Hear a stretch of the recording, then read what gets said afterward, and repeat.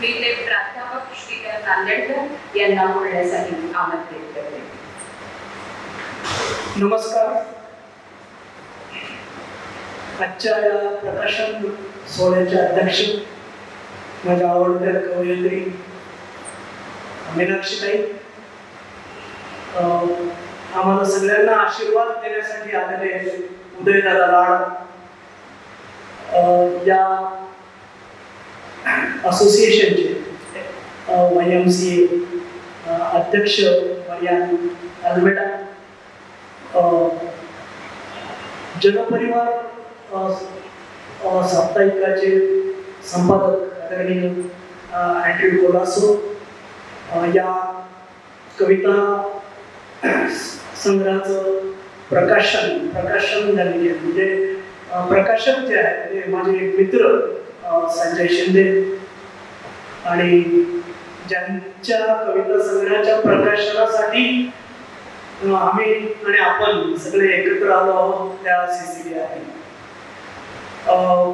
मी आणि मीनाक्षीताईंनी या समारंभाला यावं अशी त्यांची इच्छा होती. त्यामुळे त्यांनी फोन करताना असा केला मला की मीनाक्षीताई येणार आहेत, तुम्ही माझ्या कविता संग्रहाच्या समारंभाला येणार आहात का? तुम्ही म्हटलो हो. आणि तोच फोन त्यांनी तिकडे केला की मीनाक्षीताई श्रीधर नांदेडकर येतात, तुम्ही येताय का? तर त्या म्हणाला हो. म्हणजे मी हे सांगू पाहतोय की त्यांचं माणसांवर कसं प्रेम आहे, ते कसं जोडलंय. या सभागृहामध्ये हे सगळे मान्यवर तर आहेतच, परंतु सभागृहामध्ये देखील खूप मान्यवर आहेत ज्यांचा आदराने उल्लेख करावा अशा मीनाताई आहेत, कवयित्री संगीता अर्पणे आहे, माझा अतिशय आवडता कवी फेलिक्स आहे, दुसरा आवडता कवी इग्निशियस, आणि वसईतले सगळे कवी मंडळी म्हणजे वर्जेश असेल, महेश असेल. तिथे एक खूप फोर्सफुल अशी कविता वसईमध्ये आहे. आणि म्हणून या गावात येताना मी फार आनंदित असतो नेहमीच. दुसरी तिसरी चौथी वेळ आली माझी ती यायची. म्हणजे आपण झाडांच्या गावाला आलोय असं मला नेहमी वाटतं, आपण समुद्राच्या गावाला आलोय असं मला वाटतं, आणि आपण मित्रांच्या गावाला आलोय असंही मला वाटतं. मला संयोजकांनी बोलण्यासाठी 15 ते 18 मिनिटं दिलेले आहेत. त्यातले माझे 1-1.5 मिनिटं संपताय. म्हणजे मी असं गृहीत करत होतो की मला 16 मिनिटं अजून बोलायचं, आणि तुम्ही तुमचं घड्याळ लावायला हरकत नाही. हा जो काळ आहे ना आपला आत्ताचा, तो आत्ममग्नतेचा आणि आत्ममुग्धतेचा आहे.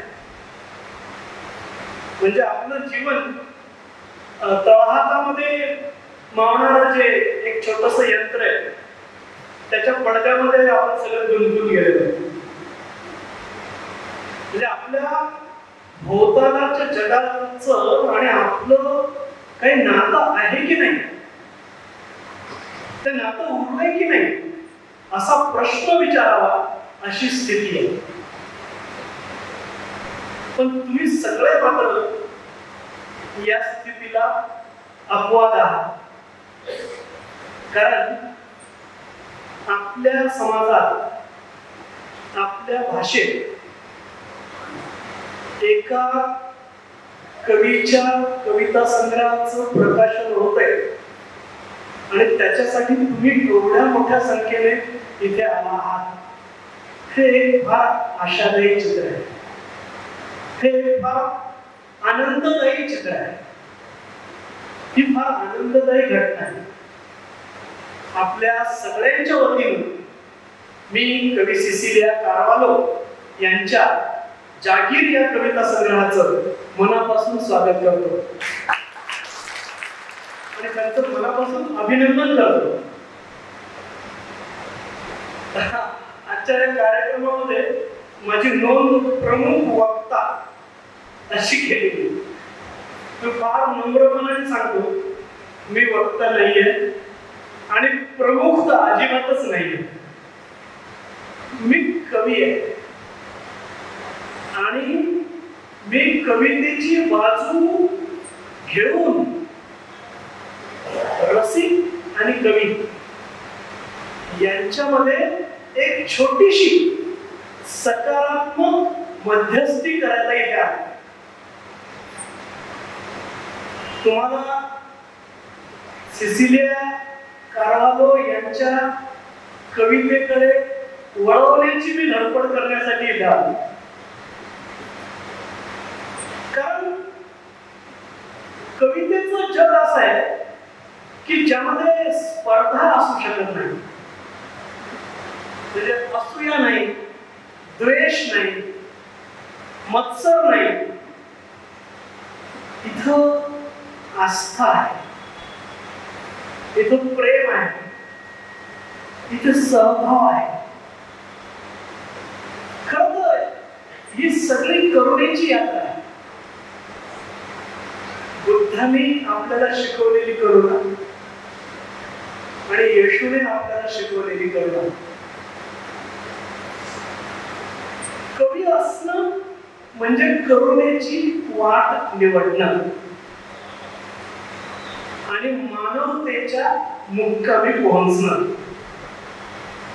आणि तिथेच अखेरपर्यंत राहणं. मित्र, तीच कवितेची खरी जागे.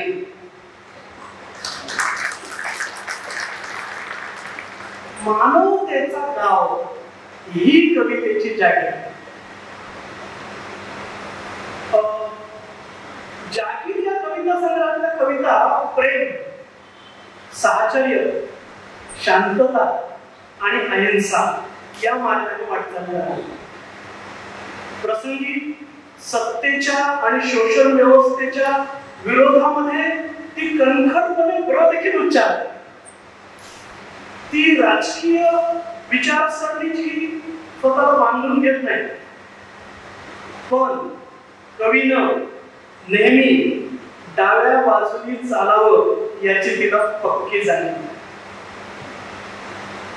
म्हणजे ऊन सोसेल पण सत्तेच्या सावलीला नाकारल्याशिवाय राहणार नाही, हा तिचा बाण आहे. सिसिलिया कार्वालो यांनी जागीरचे अनेक अर्थ आता आपल्या समोर सांगितले.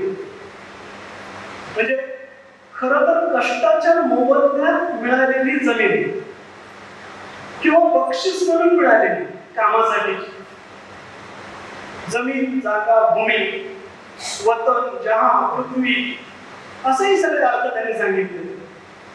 पण एक नक्की, जागिरीवर स्वतःचा हक्क सांगता येतो आणि हक्क स्वातंत्र्याची अनुभूती देतो. आणि कवी जेव्हा स्त्री असते तेव्हा तिला स्वातंत्र्य कशाचं हवं असतं, तर कैद आणि कोंडमारा यातून सुटकेसाठी तिला स्वातंत्र्य हवं असतं. आणि सुटका म्हणजे मुक्ती, बंधनापदाचा अवकाश,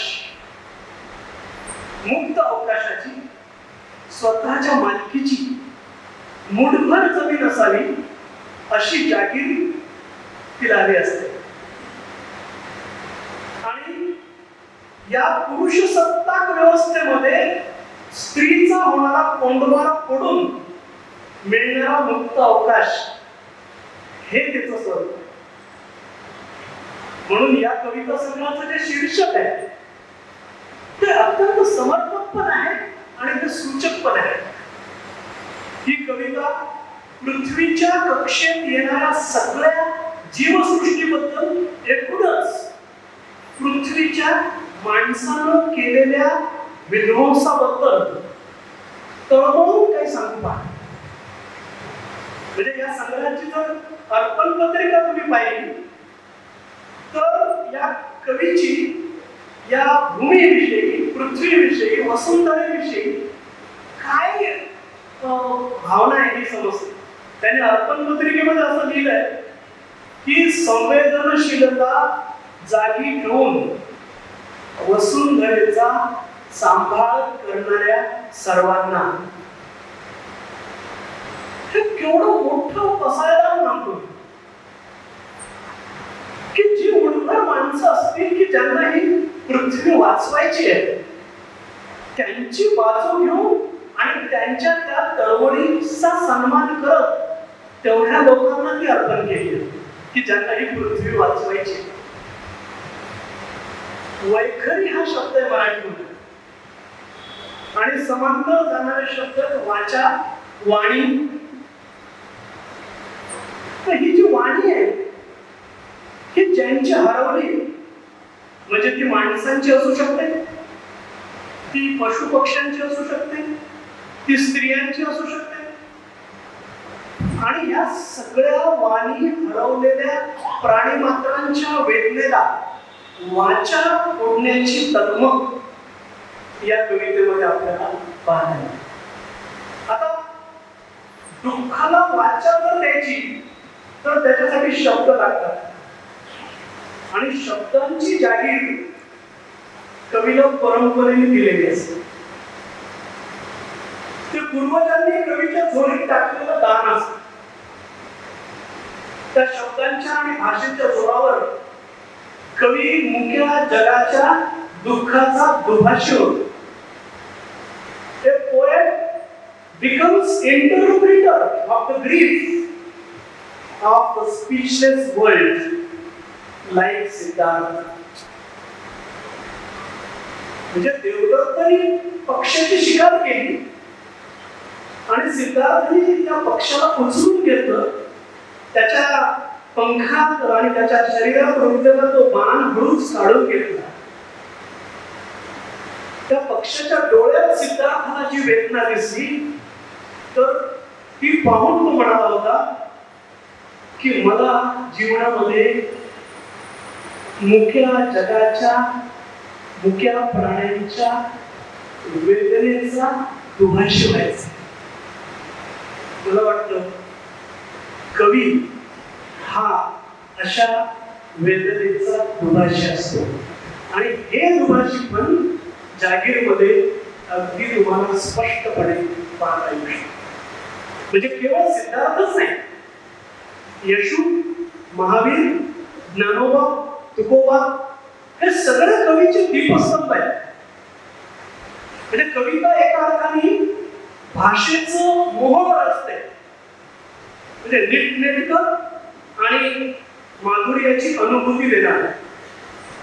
मग असे असंख्य मधुकर गोळा होत राहतात आणि मग मला असं वाटलं की तसा हा आपल्या वाडवळी बोली भाषेतला शब्द त्यांनी निवडला जागीर. म्हणजे मी त्याला केंद्रस्थानी ठेवू पाहतो.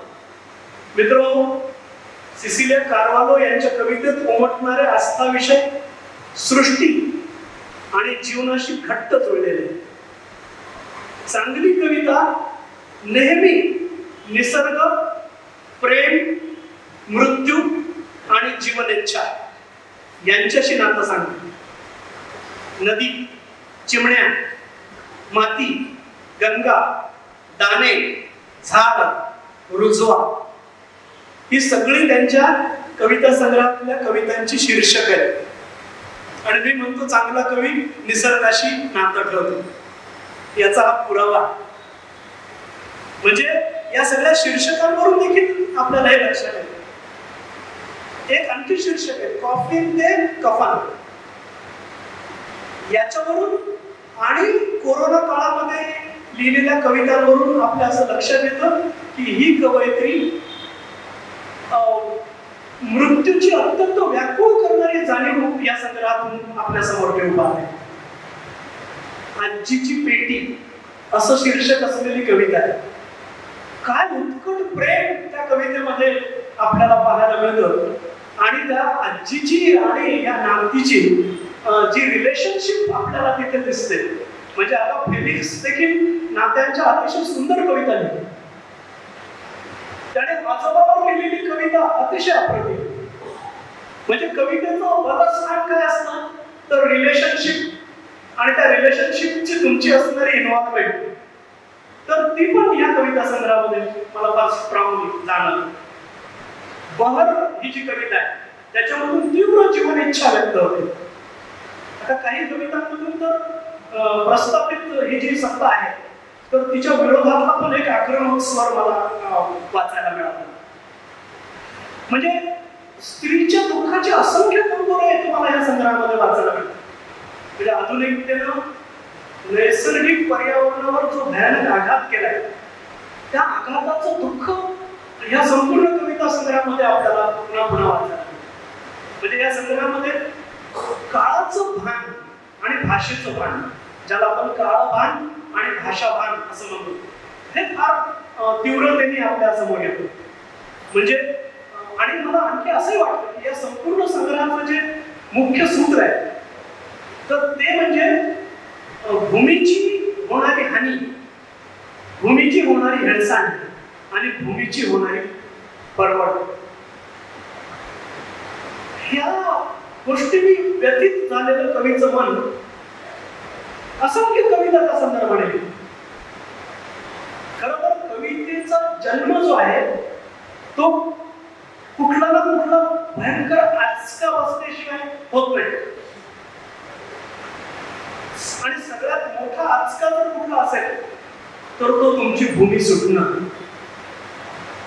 म्हणजे 60 वर्षापूर्वीचं माणिकपूर आणि आजचं माणिकपूर ह्याच्यात किती भूमी सुटून गेली याची तीव्रता इथे राहणाऱ्या लोकांना माहिती. इथे ज्यांचं बालपण गेलंय, इथे ज्यांच्या पिढ्या गेल्या, इथे ज्यांचे पूर्वज आहेत त्यांना माहिती आहे की आपलं गाव काय होतं आणि ते आता काय झालं. म्हणून भूमी सुटते तेव्हा कविता जन्माला येते. आणि मग माणसाला असं वाटायला लागतं की बाबा आपली जागा सुटली, आपला काळा सुटला, आपला परिसर सुटला, झाड सुटलं, नाती तुटली आणि आपण सैरभैर झालो. तर ह्या तगमगीतून या सगळ्या कविता आलेल्या आहेत असं मला वाटतं. म्हणजे परिसर भान ज्याला म्हणतो ना, की तुम्ही तुमच्या परिसराविषयी इतके संवेदनशील असता की त्यात होणाऱ्या या सगळ्या पडझडी या संग्रहामध्ये येताना आपल्याकडे. म्हणजे निराशेचा पण सूर या कवितांमध्ये खूपदा तीव्र झालेला दिसतो. पण असं असलं तरी कवी म्हणून कवीचा जो एक आत्मविश्वास असतो तो डगमग झालेला दिसत नाही. म्हणजे त्यांचे शब्द पहा, कवीचे शब्दच असतात प्रकाशमान प्रार्थना, विझल्या ज्योतीत प्राण फुंकण्याचे सामर्थ्य असते. तो आत्मविश्वासाची डगमग नाहीये. तिचा विश्वास तर असा आहे की कवीचे अश्रू पुनर्स्थापना करू शकतात. कवीचे अश्रू पुनर्स्थापना करू शकतात. म्हणजे एक पुनर्सर्जन आपण त्याच्यातून अनुभवू शकतो. म्हणजे आता जर तो त्यांचं जे आत्मचरित्र आहे त्याचा उल्लेख झाला नाही. टिपवणीमध्ये जे जग सिसिलिया ताईंनी उभं केलंय त्याला सलाम आहे. ते पुस्तक सगळ्यांनी वाचा. त्यांचं आत्मचरित्र आहे इतकं प्रांजळ, इतकं प्रामाणिक आणि इतकं आपल्या भूमीचा सगळा आणि परिसराचा सगळा बारकाईने, इथल्या बोली, इथल्या भाषा, इथली माणसं, इथली संस्कृती, ते सगळं ज्या पद्धतीने येतं त्याला हा सगळा भाग कारणीभूत असतो.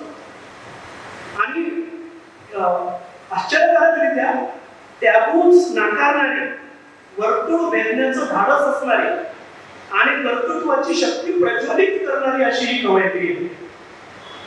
आणखी एक इंटरेस्टिंग निरीक्षण माझं असं आहे की त्यांच्या दृष्टीनं धार्मिक उजेड त्यापेक्षा निसर्गाचा उजेड जीवन शोध घेण्यास जास्त मदत करतो. आपल्या भूमीवर अपार प्रेम करणाऱ्या या कवयित्रीच्या पुढील वाटचालीसाठी मी शुभेच्छा देतो. त्यांच्या 4 ओळी वाचून मी अतिशय कृतज्ञतापूर्वक तुमचा निरोप घेतो. मोडकळीस आलेल्या हिंदोळ्यावर झुलते आहे खांबाची बाव. मोडकळीस आलेल्या हिंदोळ्यावर झुलते आहे खांबाची बाव. दुगदुगत्या पायांवर उभा आहे, डोळ्यात आसू आणून गाव, डोळ्यात आसू आणून गाव.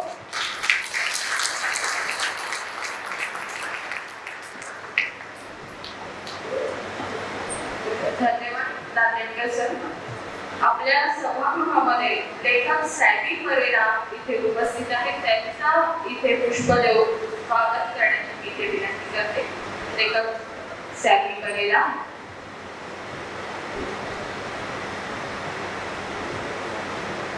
एक सॅमी परेरा सरांना इथे पुढे येण्याची विनंती करते. त्यांचं इथे आपण पुष्प देऊन स्वागत करत आहोत.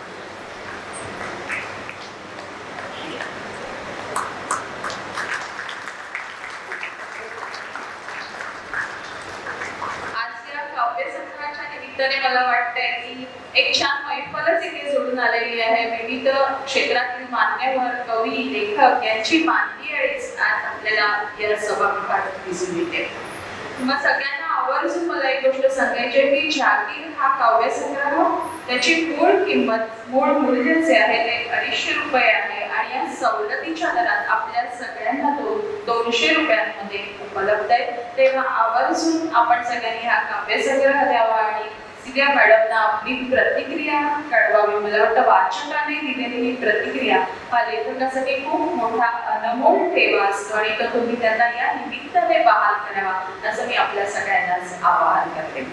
मी आजच्या कार्यक्रमाच्या पुढच्या भागाकडे वळते. आज YMCAच्या वाचनालय विभागातर्फे आपण काही मान्यवरांचा इथे सन्मान करणार आहोत. ज्यांना राज्य आणि राष्ट्रीय पातळीवरती पारितोषिकं मिळालेली आहेत, पुरस्कार प्राप्त आहेत, अशांचा सन्मान आपण इथे करणार आहोत. सर्वात प्रथम आपण जॉन गोन्साल्विस यांचा इथे आपण सन्मान करत आहोत. जॉन गोन्साल्विस यांच्या ज्याच्या हाती पुस्तक या पुस्तकाला महाराष्ट्र राज्य शासनाचा भाई माधवराव बागल पुरस्कार प्राप्त झालेला आहे आणि या निमित्ताने आपण इथे त्यांचा सन्मान करत आहोत. मी त्यांना विचारमंचावर आमंत्रित करते आणि ज्येष्ठ संपादक अँड्रू कोलस सर यांना विनंती करते की आपण जॉन गोन्साल्विस यांचा इथे सन्मान करावा.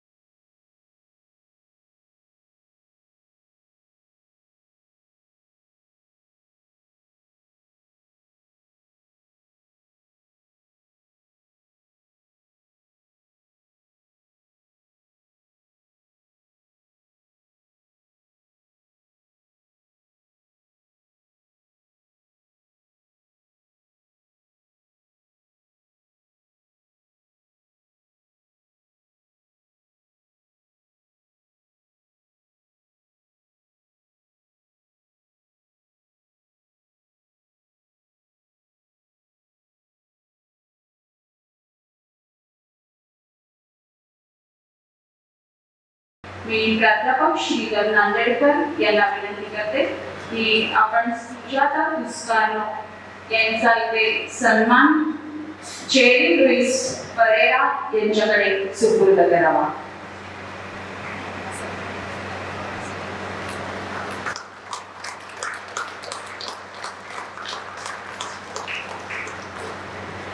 या प्रकाशन सोहळ्याच्या आयोजनात अनेकांचं सहकार्य लाभलेलं आहे. त्यापैकीच एक म्हणजे जेनिस रुमाव.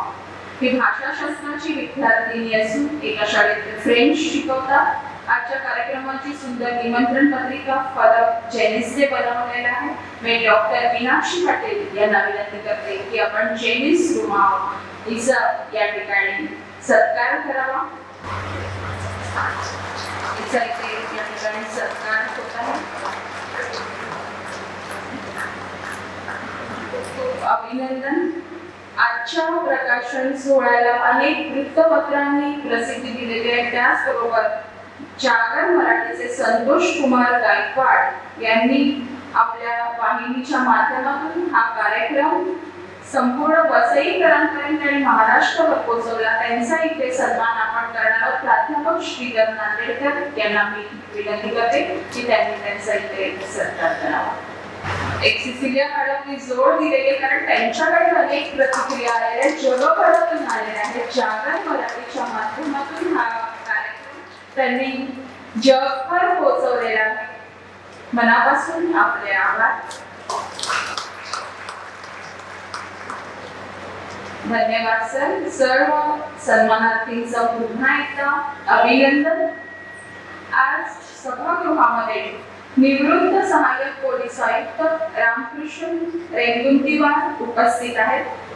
ते या ठिकाणी 2 शब्द व्यक्त करणार आहेत. मी त्यांना इथे आमंत्रित करते. त्यांच्याबद्दल विशेष मला एक गोष्ट आवर्जून नोंदवायची आहे की ते या ठिकाणीच त्यांनी सहाय्य आयुक्त म्हणून काम केलेले आहे आणि तेव्हा बिशप तावरे यांच्या असं त्यांना सर्वधर्म समभाव या भावनेतून कार्य केल्याबद्दल मदर तेरेसा पुरस्कार त्यांना देण्यात आलेला होता. मी इथे रेंगुंतीवार सरांना आमंत्रित करते.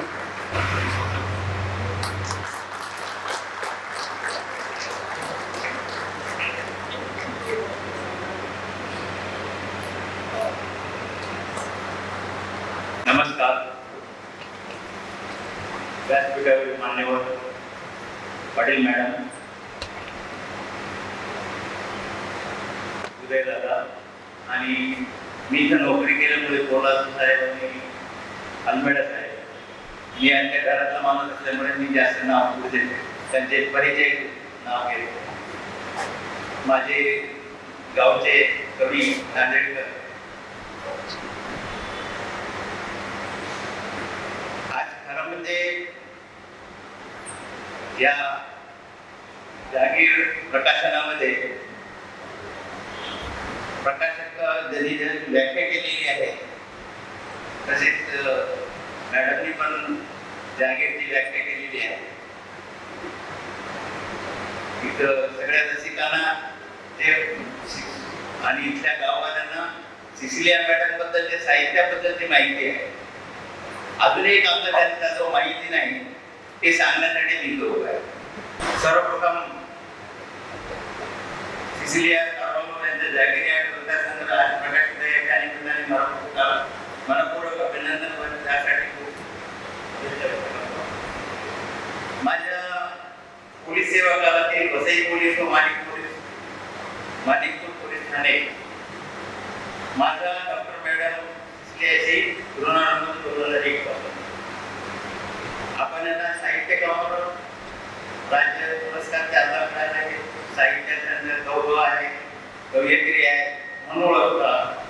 पण त्यांची एक या शुभ प्रसंगी एक अजून एक ओळख करून देतो की मी जेव्हा इथं पोलीस ठाण्यात काम करत होतो त्यावेळेस कुठल्याही कार्यक्रम करण्याच्या अगोदर मी मॅडमचे मार्गदर्शन घेत होते की अशा पद्धतीचा मला कार्यक्रम करायचा आहे, मला या कार्यक्रमामध्ये आपण मार्गदर्शन करतो. ही जी जागिरी पोलिसावर मॅडमची चाललेली आहे हे सांगण्यासाठी मी युवानीला आलेलो आहे. फक्त तुमच्यावर गावावर जागिरी मॅडमची नाहीये तर पोलीस खात्यावरच जागिरी आहे.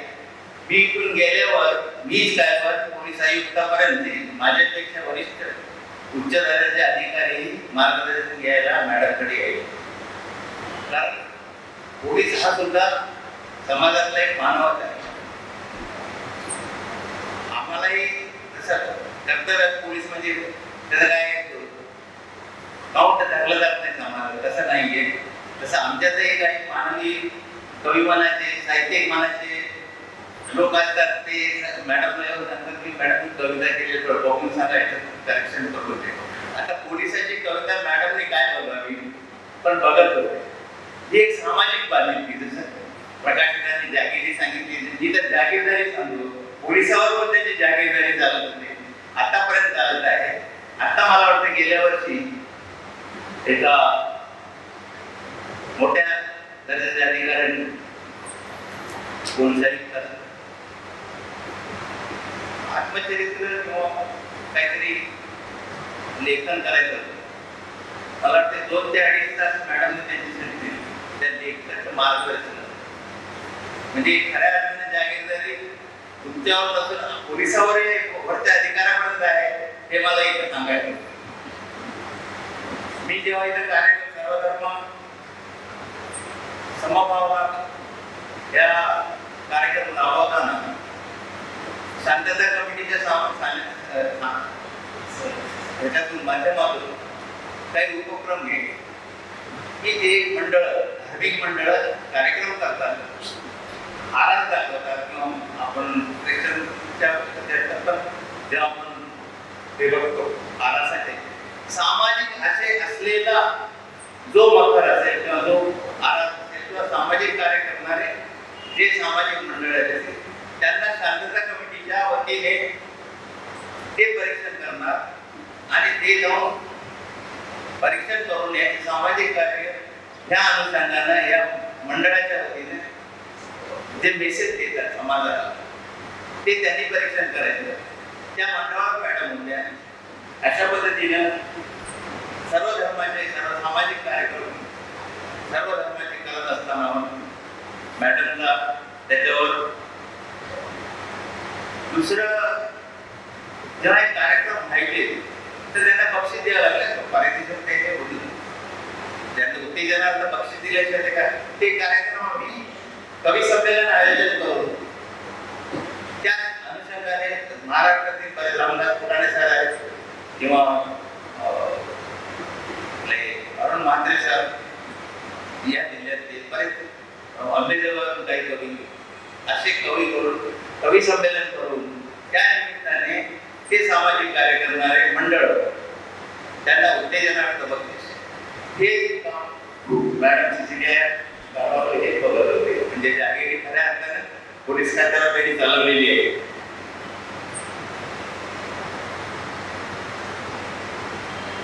या अनुषंगाने त्यांच्या साहित्य उज्ज्वल आलेखाला रसिकांनी मान्यता दिलेलीच आहे. ती वेगळे सांगायला नको. त्यांच्या जीवनशैली सामाजिक बांधिलकीची किनार आहे याचा मला विशेष अभिमान आहे. आज प्रसिद्ध होणाऱ्या जागर कालसंग्रहाला खूप खूप यश मिळो ईश्वराची प्रार्थना करतो. मला आयोजकांनी दोन शब्द बोलायची संधी दिली याबद्दल आभार व्यक्त करतो.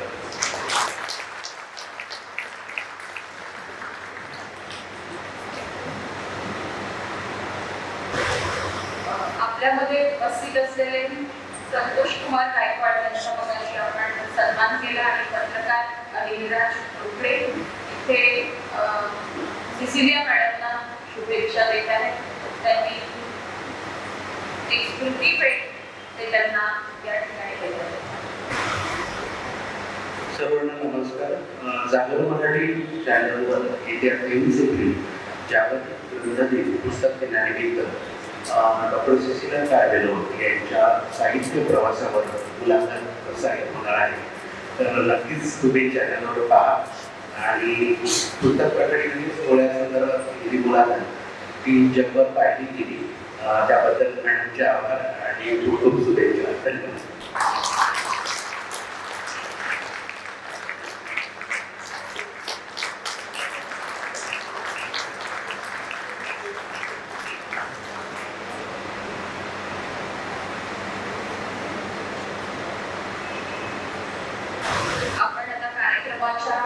शेवटाकडे येतात.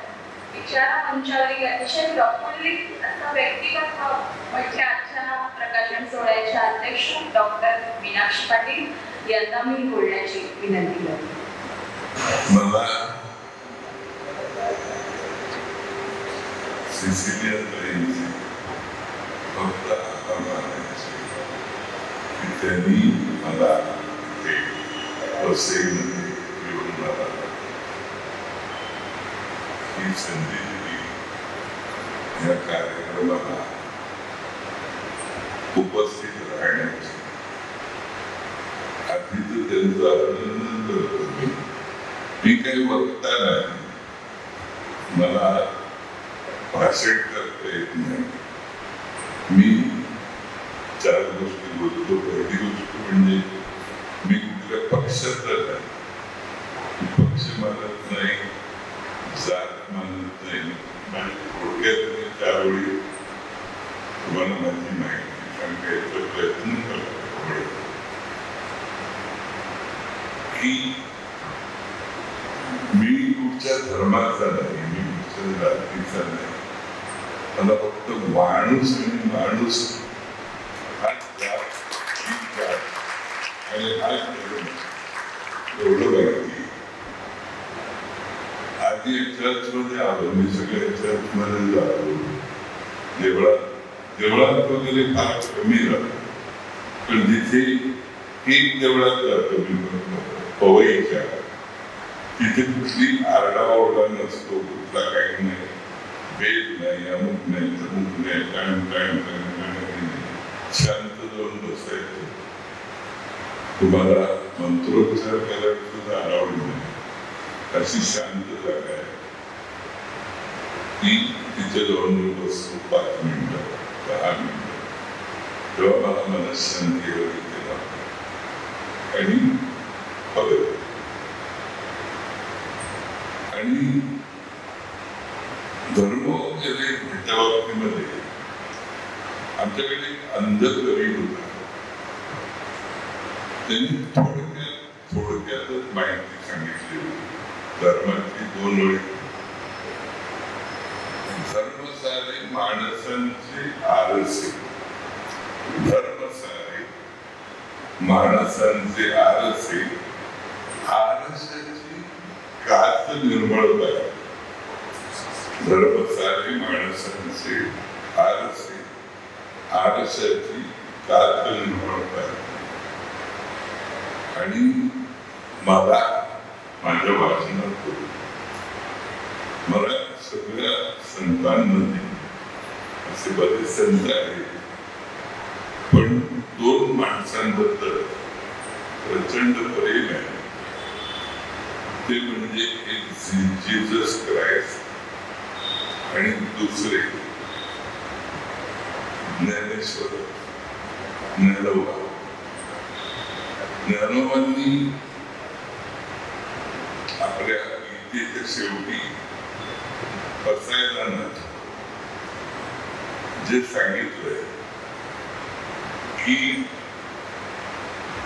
सगळी गीता श्रीकृष्णांनी सांगितली, भगवान श्रीकृष्णांनी सांगून तिचा अर्थ मराठीत हे करणारे संस्कृत जास्तीत जास्त प्राकृत म्हणून त्यांनी केली. मला जी फार कमी लोकांना समजल्यानंतर पण बऱ्याच लोकांना कळली होती. त्यात उल्लेख श्रीकृष्णाने गीतेत सांगितलं की तुम्ही तुमचा भाऊ असो, काका असो, मामा असो, कोणी असो, पण तो वेगळ्या वाईट मार्गात असेल तर तो आणि समोर उभा असला शत्रू म्हणून, तर त्याला मारा. जेव्हा अर्जुन धावता होता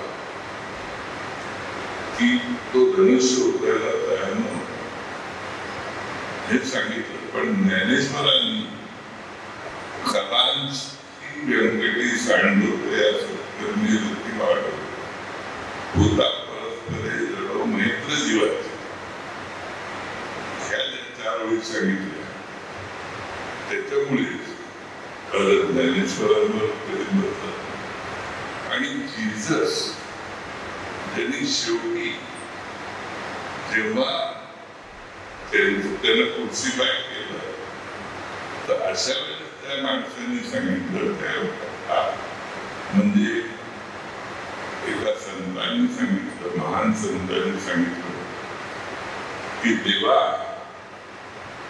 ह्या लोकांना माहित नाही काय करताय, तर ह्यांना माफ कर. इमॅजिन करा आपल्याला काचणी टोचली तर माणूस समोर त्याला शिकार झाला, मनात पोचेल तर 4 अपशब्द बोलेल, काय 4 शाप नाही.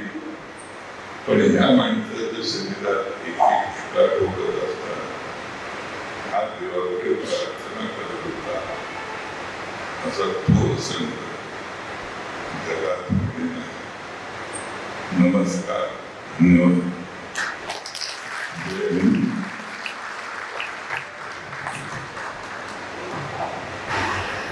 नमस्कार. व्यासपीठावरील मान्यवर आणि सभागृहातील सर्व मान्यवर, ते कार्यक्रमाच्या सुरुवातीपासून बघतोय आपण की इथं बसलेली प्रत्येक व्यक्ती तिच्या कार्यक्षेत्रात मोठी आहे, त्यामुळे आपल्या सगळ्यांना वंदन करते. आणि सुशीलाताईने फार जबाबदारी वाटते मला की जसं श्रीधर दादा म्हणाला की तो वक्ता नाहीये, तशीच मी अध्यक्ष पण नाहीये. त्यांनी प्रेमाने स्नेहाने बोलवलं होतं आणि इथे आलेलो आहोत. सगळ्यांनीच खूप सुंदर व्यक्त केलेल्या आहेत भावना सुशीलाताईच्या संदर्भात. आणि सुशीलाताईच्या जागीविषयी सरांनी सांगितलं की किती वेगवेगळ्या कार्यक्षेत्रात सुशीलाताई कार्यरत आहे. वेळ खूप कमी आहे, त्यामुळे मला वाटतं हे एवढे तुम्ही फ्लॅट लावले होते ते मी आता बाजूला ठेवते आणि मला जे काही उत्स्फूर्तपणे आता जे वाटतंय जाणवते ते व्यक्त करते. श्रीधर दादा म्हणाले की या कवितेविषयी बऱ्यापैकी त्यांनी उलगडून दाखवलं आपल्याला. हा कविता सगळं तुम्ही नक्की वाचा. मुळात हा का वाचायचा आणि का तो आपला आहे याच्याविषयी मला थोडंसं बोलावं असं वाटतं की जाहीर या शब्दाविषयी खूप वेगळ्या पद्धतीने बोलणं झालं. सुशीलाताईंनी पण त्यांच्या मनोगतात सगळ्यांच्या जाहीर शब्दाचे वेगळे अर्थ सांगितलेले आहेत. किंवा पाटवरी मुलीत हा जो शब्द आहे तो जरी भूमीविषयी जमिनीविषयी बोलत असला, मूळचा फारसी भाषेतून अपभ्रंश आलेला शब्द असला तरी त्याच्यात अनंत शका असल्या तरी देखील सुशीलाताईला जे काही म्हणायचं ते वेगळं असं मला वाटतंय. ती केवळ एका भूमीपुरतं बोलत नाही. ही कविता केवळ स्त्रियांच्या दुःखाविषयीची कविता नाही, तर पुरुषाच्या दुःखाविषयीची पण ही कविता आहे एका वेगळ्या अर्थाने. जर कविता तुम्ही सगळ्या वाचलात तुमच्या लक्षात येते कविता वाचतात ही स्त्रियांची पुरुषांची चराचराच्या सुखदुःखाची अशी कविता आहे. उच्च अर्थाने जागीर या शब्दाचं वर्णन करताना सुशीलाताई अर्थ सांगत ते त्या टप्प्यावर येते आणि म्हणते की जागीर म्हणजे अवकाश आणि प्रत्येक जण आपापल्या परीने आपला अवकाश शोधत असतो. आता कार्यक्रम संपता मला 2 मिनिटांचा अवकाश मिळालेला आहे. त्या 2 मिनिटात मला या जागीर शब्दाचा या कवयित्रीच्या जगण्याचा अवकाश तुमच्यासमोर सांगायचा आहे. मोठं कठीण काम आहे, पण मला असं वाटतं की ही कवयित्री आपल्या स्वयंवरविषयी बोलते. वायवळी भाषेतून आलेला शब्द असताना आम्हाला परंपरेने ही जागीर मिळाली शब्दांची, पण या शब्दांमधून मला जे काही माझं सर्जनत्व उलगडून दाखवायचंय, फुलवायचंय, त्यांचे 40 साहित्यकृती त्यांच्या आहेत.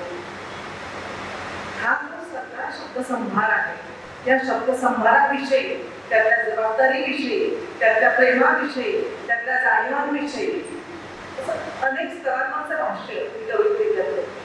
आणि ही कविता जसं म्हटलं की स्त्रियांच्या या संदर्भ आहेत, ते बहुसंदर्भ हे या कवितेचं वैशिष्ट्य आहे.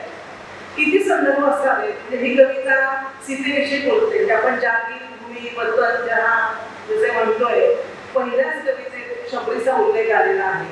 सीता येते, शबरी येते, मारिया येते, किती वेगवेगळ्या स्त्रियांची वर्णनं आहेत. तसेच पुरुषही आलेले, राम येतो आमचा, अश्वत्थामा येतोय, मोसेस येतोय, येशू येतोय, जुडास येतोय. किती वेगळे कॅरेक्टर्स वेगवेगळ्या संदर्भात या कवितेत येत आहे. हे जे बहुसंदर्भ म्हणजे या कवितेचे मला खूप विशेष वाटतं.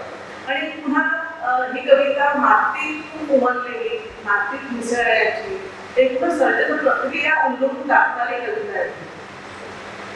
मातीविषयीची आहे, म्हणतात ना मातीत मिसळण्याची गोष्ट पण मी सांगते, पण त्याच इतक्याच ताकदीने उभं कसं राहता येईल, आपला स्वतःचा अवकाश कसा निर्माण करता येईल. सुशीलाताईंनी सुरुवातीला खूप सुंदर म्हटलं की जाती निर्माण करताना काही वेळा आपल्याला संघर्ष करावा लागतो, काही वेळा समन्वयाने जावं लागतं.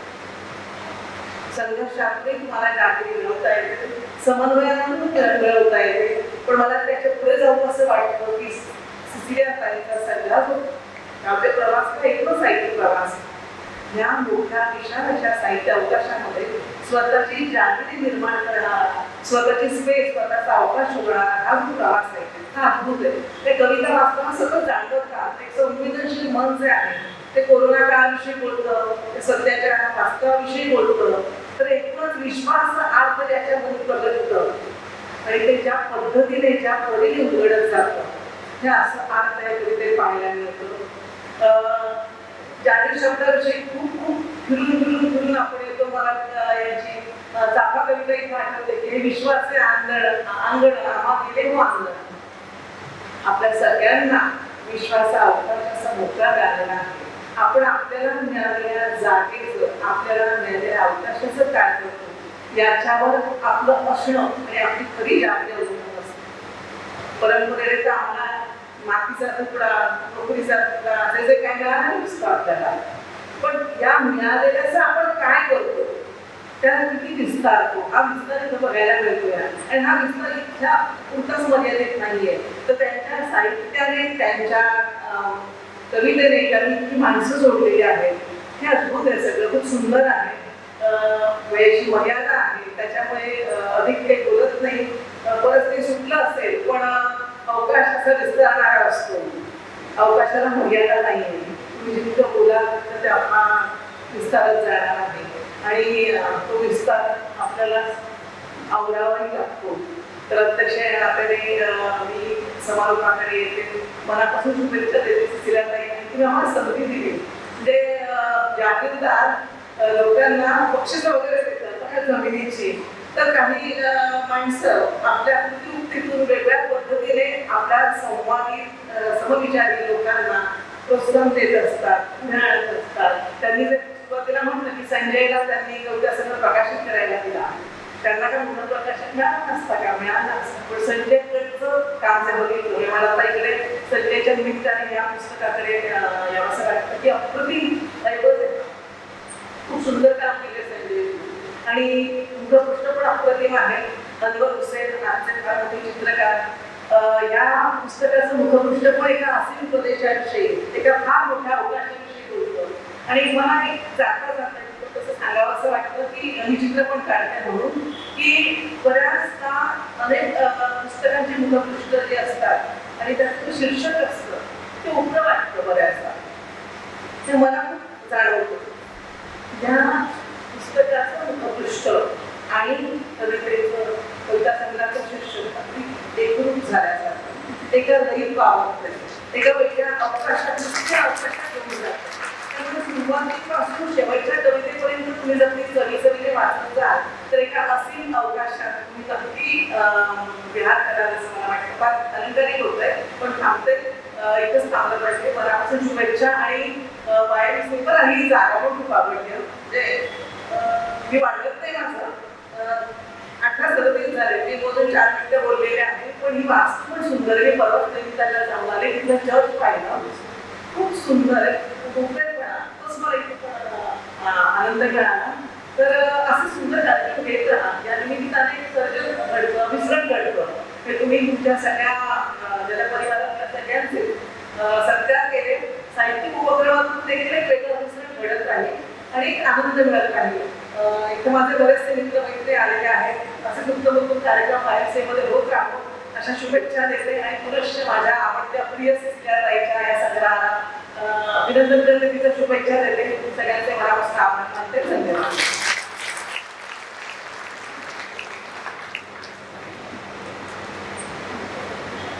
धन्यवाद मीनाक्षीताई. खरं तर मीनाक्षीताईंनी बोलल्यानंतर मी अजून काही अधिक बोलावं असं राहिलेलं नाहीये, पण एकूणच या कार्यक्रमाच्या समापनाकडे येताना मीनाक्षीताईंनी जी काही मांडणी केली आणि जागीर हा काव्य संग्रह, त्याचं शीर्षक त्याला जोडून मला आवर्जून माझ्याकडचं नव्हे तर अगदी अक्षर माऊली शांता शेळके यांच्या एक पानी पुस्तकातील 2 ओळींचा आवर्जून उल्लेख करावासा वाटतो की ते आपल्या एका लेखात एका हिंदी कवीच्या 2 ओळी सांगतात. त्या असं म्हणतात की तो हिंदी कवी म्हणतो की अधिकांश आकाश छूट जाता है, बस थोडी सी बुलबुलाना.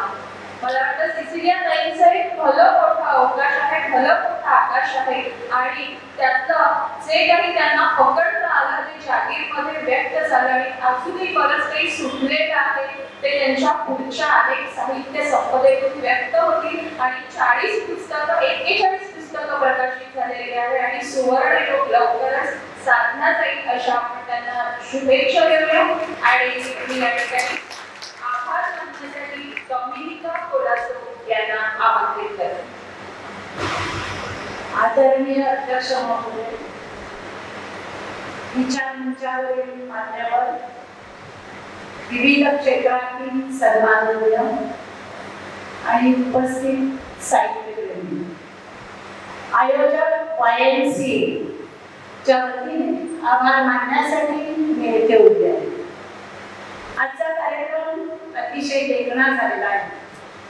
हा कवितेचा कार्यक्रम असल्यामुळे कवी संजय चौधरी यांच्या शब्दातून आभाराचा भार कशात, सत्काराचे हार कशात, हृदयामध्ये भर बांधूया त्या हृदयाला दार कशात. आज जाता जाता आपण सर्वांना आपल्या हृदयात घेऊनच जाणार आहोत.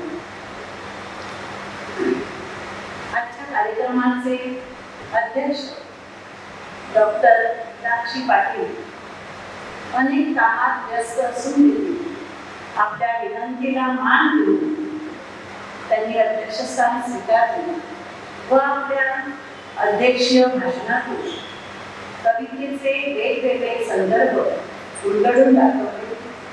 मॅडम, आम्ही आपले मनपूर्वक आभार मानतो.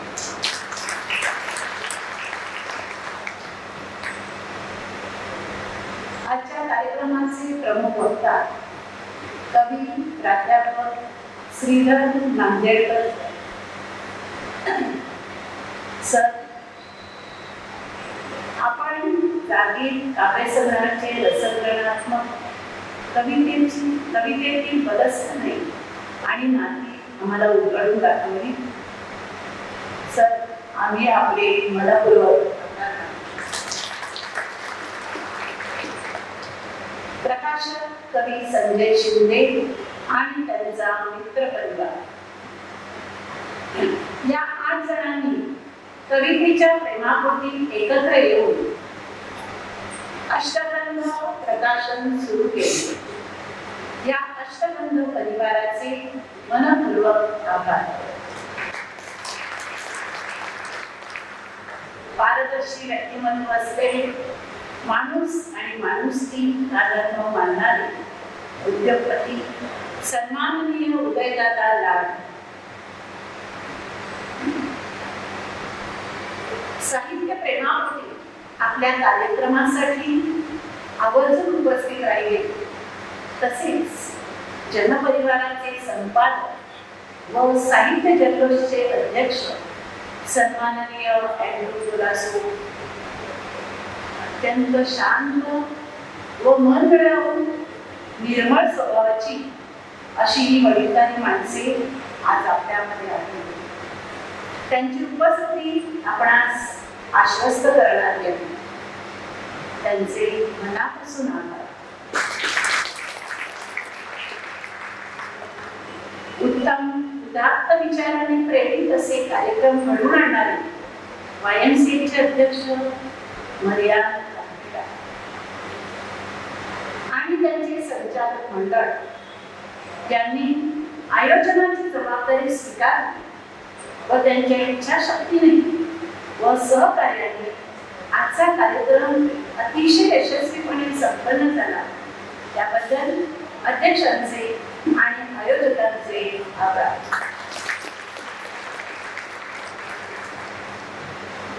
अनेक संघर्षातून साहित्याची सेवा करणाऱ्या प्रतिभावंत कवयित्री डॉक्टर सिसिलिया कारवार यांनी जागी या त्यांच्या काव्यसंग्रहाचे प्रकाशन करण्याची संमती दिल्याबद्दल YMCAच्या वतीने त्यांचे विशेष आभार.